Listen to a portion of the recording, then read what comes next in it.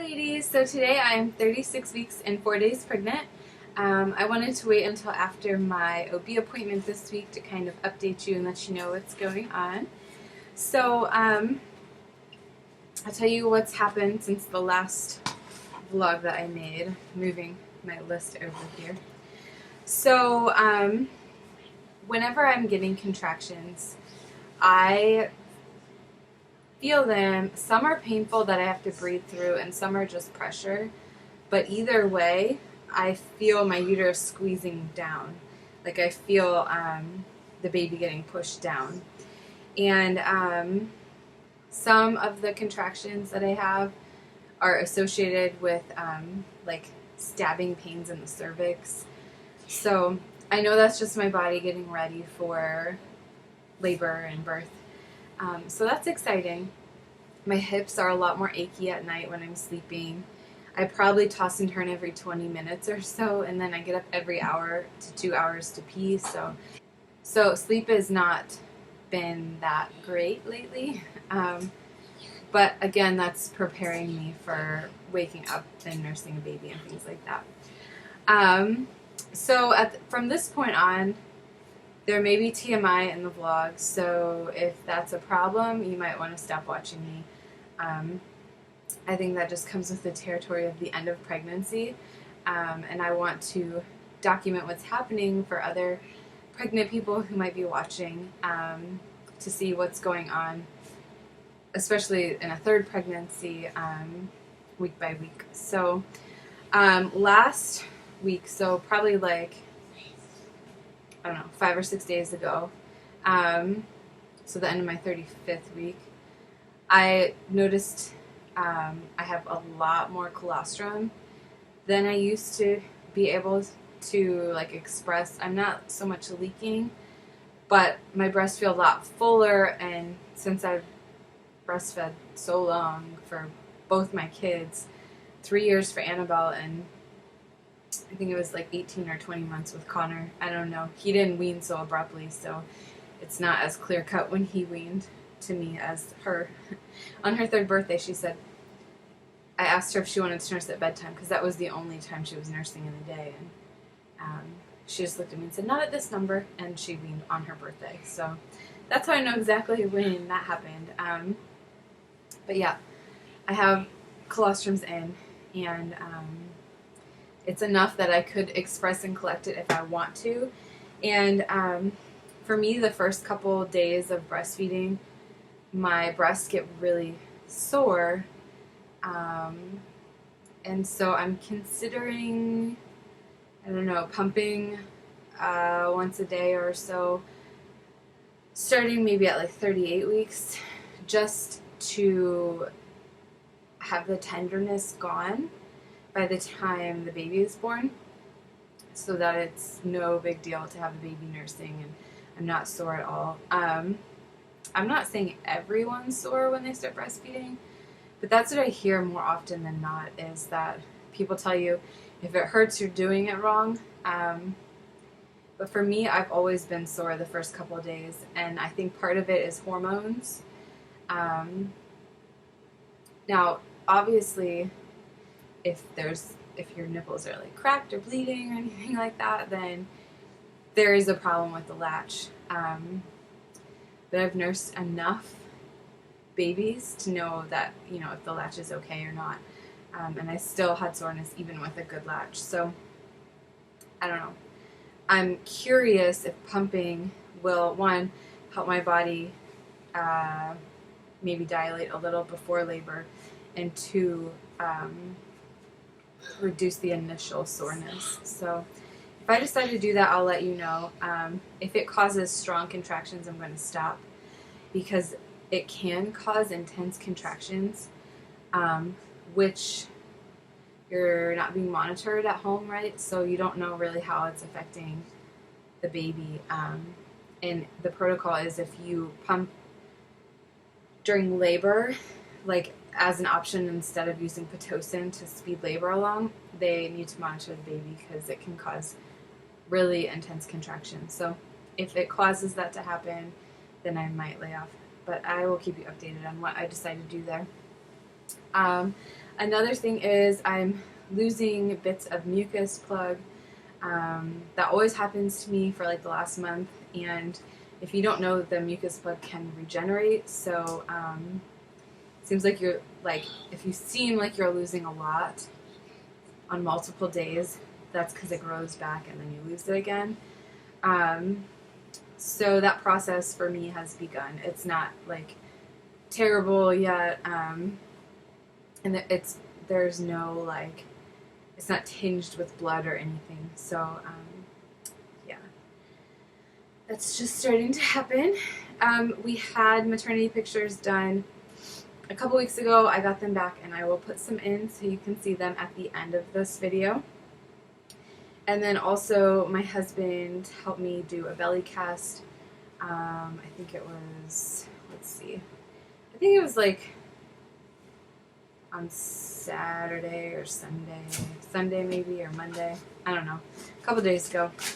Yep, on Monday. Okay, and then since I turned 36 weeks, I'll let you know what has kind of happened, because I don't know how many more vlogs I'm going to have, and I want to keep up to date to the day that I make the vlog. So, like, if you go back in my history of Annie's pregnancy on this channel, my last vlog I got up was 38 weeks, because when I turned 39 weeks, she was born. So, yeah, I want to just fill these with the information. I'm not having a baby. I know.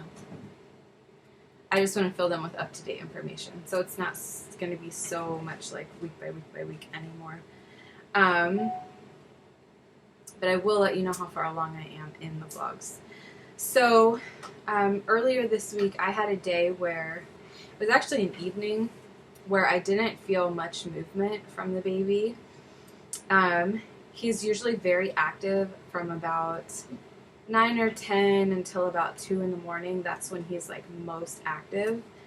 And I felt almost no movement. And like I would poke my belly, and usually if I do that, he kicks me right back. And he was not kicking me back. And I tried eating, I tried laying down. I did a kick count, and like he definitely passed that easily. Like within a half hour, and I think you have 2 hours to count movements. Usually, though, he passes the kick count during that time within 10 minutes, and so it took him longer than normal. The movements that I did feel were a lot weaker. But like I said, my babies do this to me. They have quiet days, and then as soon as I am worried to the point where I'm about to go get them monitored, then they start kicking me like crazy. So while I was deciding if I needed to go in and get monitored, I have a really good quality fetal Doppler. So I listened to the heartbeat, and it was a reactive heartbeat. Like there was variability in it. So like there's the baseline, which his baseline's about 148. Like every time we go, that's what it is. And then, you know, he would kick and it would go up and then come back down to his baseline. So he appeared to be doing all right. And if the heart rate was slower or not variable at all, I probably would have gone in. But I just kind of paid really close attention, and it wasn't getting like worse. And so by the time I woke up the next morning, he was back to his normal self. So, so I had an appointment yesterday, and it was my 36-week appointment. But my OB is due to have a baby on July 11th, and so she is kind of done working now. So this appointment was with her partner, which all along, like obviously I knew my OB was pregnant. So her partner is the one who may be delivering me, and then they share a call with another practice. So I really don't know who's delivering me. The practice they share a call with is also really well known in the natural birth community around here as being supportive. So I'm pretty much okay with that. But my OB's partner, has my due date as August 1st, and my OB that I've been seeing this whole time has said July 27th. So my OB was going by when I ovulated, because I ovulated on cycle day 9, which is super early, and all of my ultrasounds have measured right on with the July 27th due date exactly. And then this OB just went by my last menstrual period, and so she has the due date of August 1st, which is not right because I ovulated 5 days early. So it doesn't matter that much.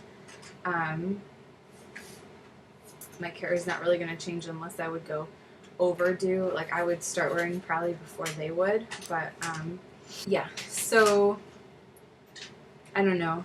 That's kind of like, if I would go to the hospital in labor next week, they might say that the baby is early, even though I would be technically term. So it's just one of those things. It doesn't really matter a whole lot, but I did notice that she was saying I was less pregnant than I am. And she did check me. I had the GBS test, and after they did the GBS test, which I don't have the results for yet, she checked me and she said that my cervix is open on the outside, but on the inside of my cervix is closed, that my cervix is soft, and that she could feel the baby. She wasn't sure if it was a head or a butt, because she couldn't feel the baby's soft spot where she could feel the head. I think my cervix was like blocking the soft spot. So she did a quick ultrasound, just like a 2-second, put the probe in my belly and confirmed that it was a head that she could feel. So the baby's low enough to feel during an exam, and it wasn't like she had to reach, like, it was not an uncomfortable exam. It wasn't like she was like going way up there, like the baby was like right there. And my cervix is starting to thin out and open, so that's exciting for me. Not that I want to go early, but just that my body is already getting ready for that. Before I went into labor with Annabelle, I was at least 3 centimeters. So it's really nice. Like, I had a quick labor with her, and it's really nice to let your body, or to have your body do a little bit of work at a time before labor starts, because then you have less work to do in labor. So I feel like that's the path I'm maybe headed down again. And then I had my blood work redone to check my hemoglobin count. I still don't have those results because it was just yesterday and they're closed for the holiday now. And I did request one more ultrasound to look at the baby's kidneys, because the way that we left it was when he's born, like shortly after we get him home, we have to take him to Children's to have his kidneys looked at because they're enlarged.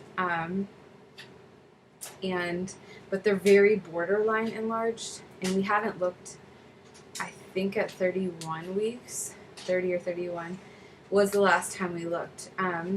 So I really want to look one more time before he's born, because if he outgrew it, which I'm told a lot of babies do outgrow it before they're born, I don't want to have to get involved in Children's Hospital, taking a newborn into a hospital. I will do it if there's a problem and a need to, but I would rather have a quick ultrasound just to measure his kidneys one more time to see if there's any way he outgrew it, because one of his kidneys is better and one is still dilated, and so, maybe the other one will have outgrown the enlargement as well, and I'd rather know that before he's born than have to take him to Children's and have them tell me that, because if I can avoid taking a newborn into a Children's Hospital, then that's what I want to do.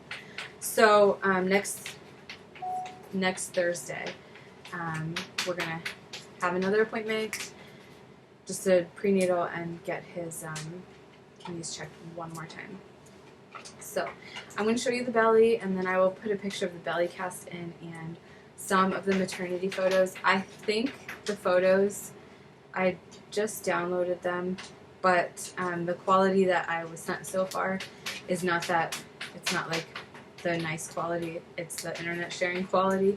And then I will get everything like full quality on a DVD, but I don't have that yet. So I'll show you the belly, and then I will post those pictures. Alright, here's the belly. From the front. Do you think my belly's silly, Annie? Yeah. From the other side. Is that my belly? Okay, thanks for watching, and I will see you ladies next week. Bye!